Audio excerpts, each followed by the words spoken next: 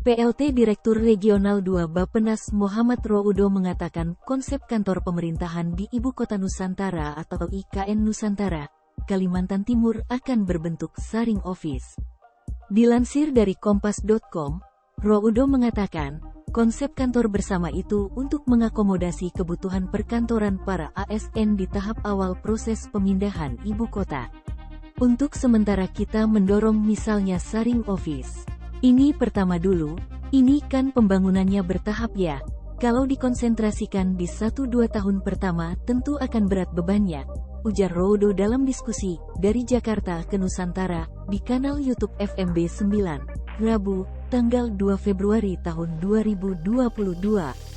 Pada buku saku pemindahan ibu kota negara, IKN, yang bisa diakses melalui ik.go.id dijelaskan, konsep sharing office atau kantor bersama akan dikelompokkan antar rumpun kementerian, lembaga.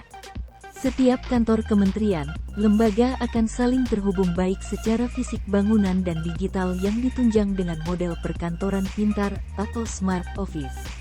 Terdapat 4 blok perkantoran, yang mewakili masing-masing kementerian yang menjadi koordinatornya, dan bangunannya pun without wall, tanpa dinding, jelas Roudo.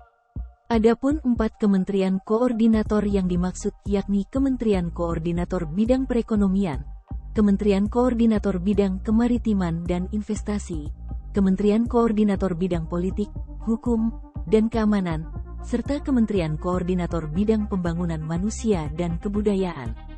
Roudo pun menjelaskan, rencana induk atau master plan pembangunan IKN Nusantara dibagi dalam 4 tahapan. Tahap pertama yakni tahun-tahun 2020 sampai tahun 2024 yang menjadi tahap awal pemindahan IKN dengan pembangunan infrastruktur utama seperti kantor dan istana kepresidenan, gedung MPR DPR, serta perumahan di area utama IKN Nusantara.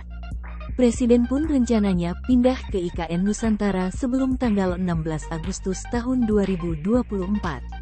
Tahap kedua yakni tahun-tahun 2025 sampai tahun 2035, dilakukan pengembangan fase kota berikutnya serta menyelesaikan pemindahan pusat pemerintahan IKN Nusantara. Selain itu, pada tahap kedua ini juga dilakukan pengembangan sektor-sektor ekonomi prioritas. Jadi untuk market mover, pemerintahannya dulu baru bisa menarik pihak swasta untuk membuat market baru, jelas Roudo.